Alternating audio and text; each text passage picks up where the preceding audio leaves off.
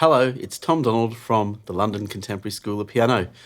Season's greetings. Today, we're going to have a walkthrough of chestnuts roasting on an open fire. I mean, a walkthrough on piano. It's not a cooking walkthrough. We're going to have a walkthrough on how to play this iconic Christmas tune. And this is for very selfish reasons. I'm doing this pretty much for myself because once a year, I have to play these carols and I leave it to the last minute, and then I have to learn them, and this is that time of the year where I have to learn these carols. And this is a particularly beautiful song. It's iconic, and it has a lot of really juicy music theory in it as well.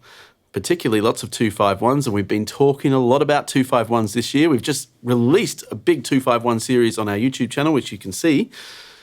So this really supports that very well. We're going to do some 2-5-1 hunting, I think, today as we play this song. And you're just really going to peep over my shoulder, I guess, as I practice this, because I've got some gigs coming up and I'm sure I'm going to have to play it. And it's a song I want to learn by memory. It's one of those songs that are a little bit tricky to learn by memory as well, because there's a lot of things happening, a lot of changes, and it's such a classic tune. So let's play this song together. And by the way, if you're a fan of our work at the London Contemporary School of Piano, do head on over to our website, contemporaryschoolofpiano.com, to get our free resources kit. We've added some Christmas goods to it as well to keep you going for this time of the year. So I have to be honest with you, I don't love all Christmas carols. I'm very selective about the Christmas carols I play, but this one is a beautiful piece of music. It's just, it's got everything you need in it, really. Let's just start with the melody.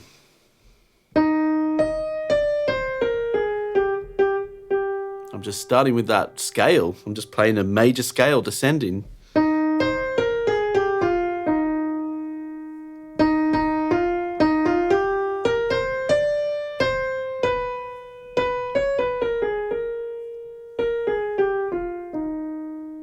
Okay, I'm going to add the chords now.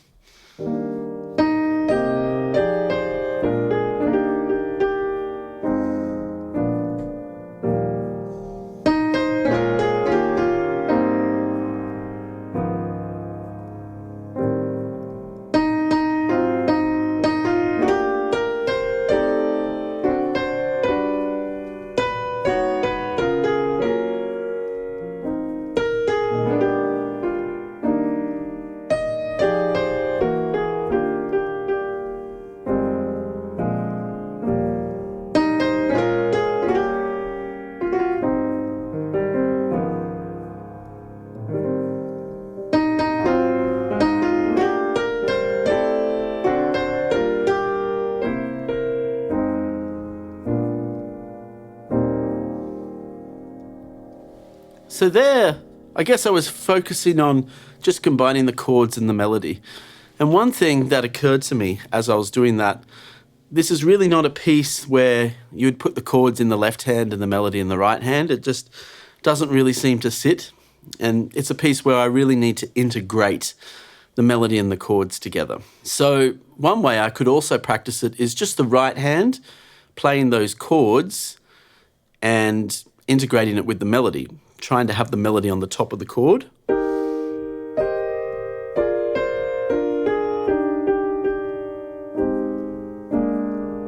Something like this.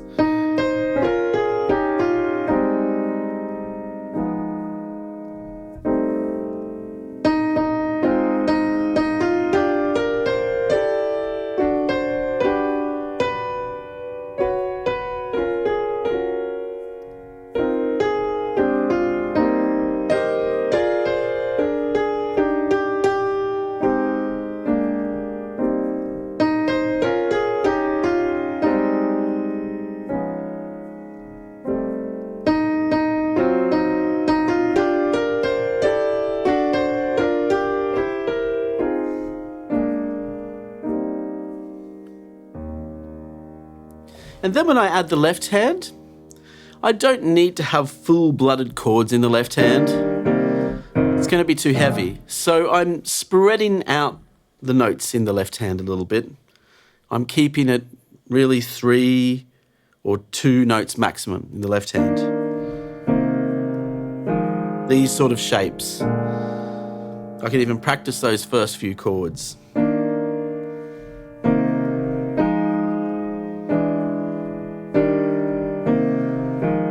with those types of shapes, I'm often removing the fifth note of the chord because I'm spreading it really across both hands.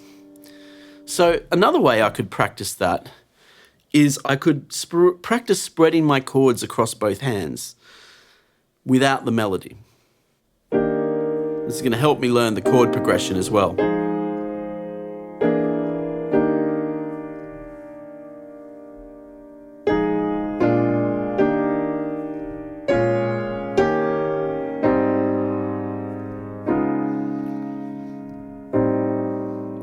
And this is a much more sophisticated way to play your chords.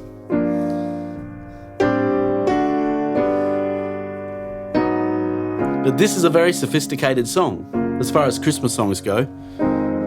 So it requires that type of treatment.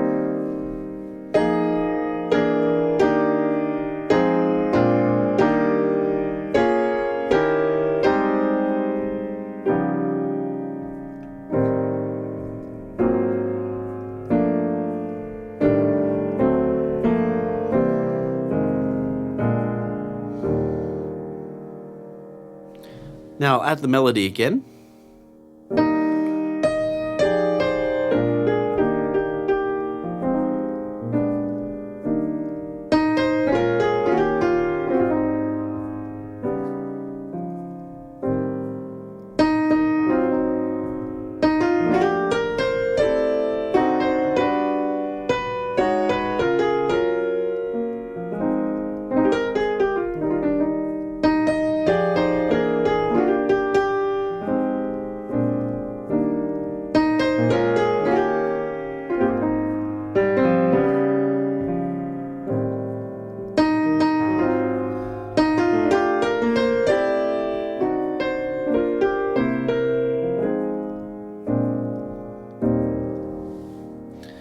I can't help but notice how there's 2-5-1s absolutely everywhere. Let's do some 2-5-1 hunting.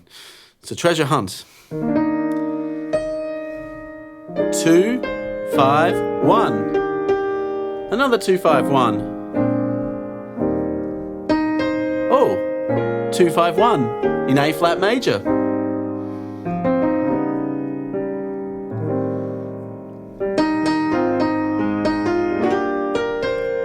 Ooh, another 2-5-1 in G major. What a lovely change. It's gone into G major with that 2-5-1. Let's do that again. That was really exciting.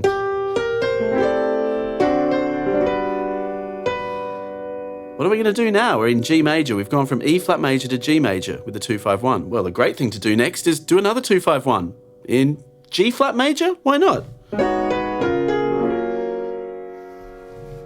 See? Even the most seemingly random 2-5-1 changes are not random. They could be done in Christmas songs.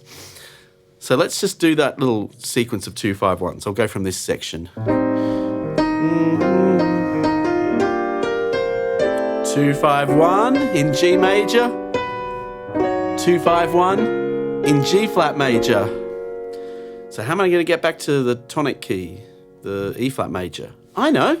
Why didn't I use a 2-5-1? Everybody knows I'm back to chord 1.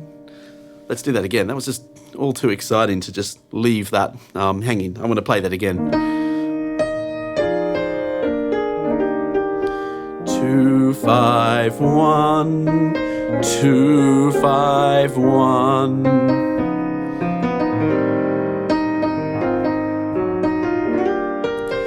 2-5-1, 2-5-1, another 2-5-1, another 2-5-1, and another one.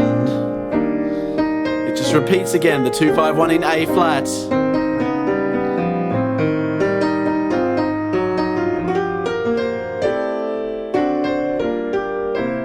2-5-1. Now the second section.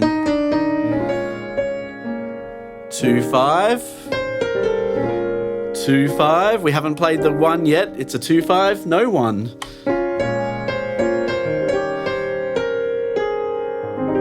and then it finally lands on the 1, the A flat major. So this is like a suspended 2-5-1. And I spoke about this in some of our other 2-5-1 videos, this technique known as 2-5, no 1. We're just leaving out the 1, just to sort of hold things in the air a bit. So let's do that again. And this is the middle 8 of the song. 2-5, 2-5, 2-5, 1. Such a relief when we hear the 1 there. Now we're going to do the same thing in G flat, another 2-5-1.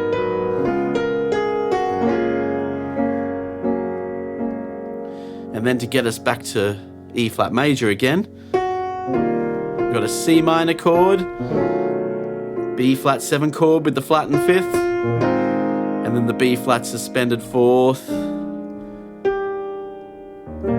And now I'm offering this simple phrase.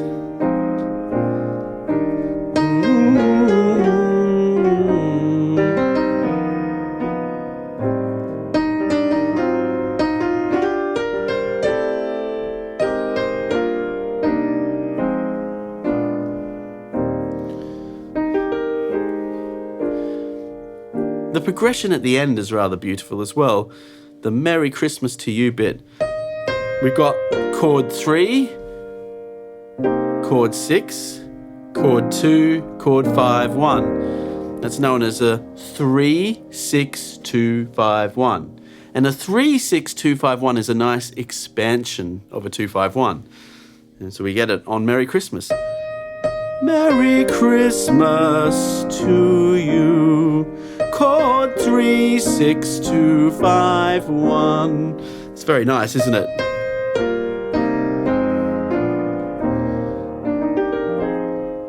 Doesn't that sound like Christmas?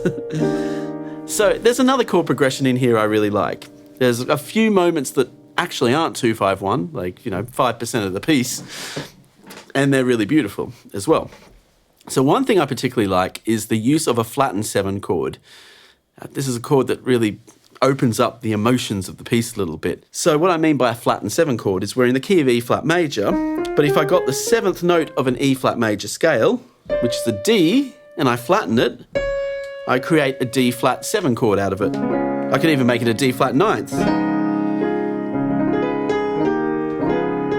I play that against the E flat. Oh, it's really beautiful. And it's beautifully used in this song. I'll show you where. We've got our 2-5-1s, business as normal, more 2-5-1s, and then it's here. So lovely, isn't it? Now there's another chord in here I really love, and this is a chromatic progression. I love chromatic progressions. So this always sounds great in any tune.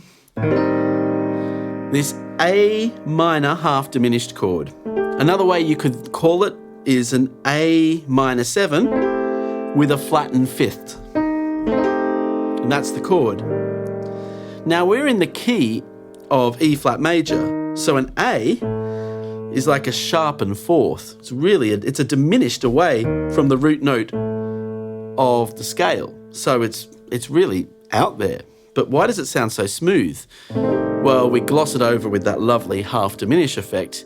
And the next thing is it's going to resolve down a semitone to the A flat 7, like this. And then we follow it by a chord 3, which is a G minor, another semitone. And there's an E flat in this chord, which is the flattened 5th. So that creates great melodic opportunities. Yuletide carols being sung by a choir. So it's really...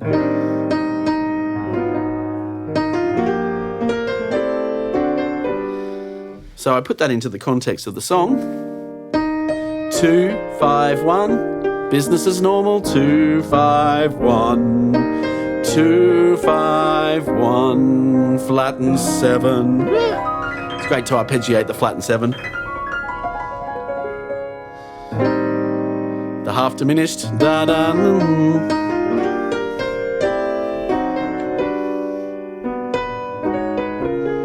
Yeah, and then our string of 2-5-1s.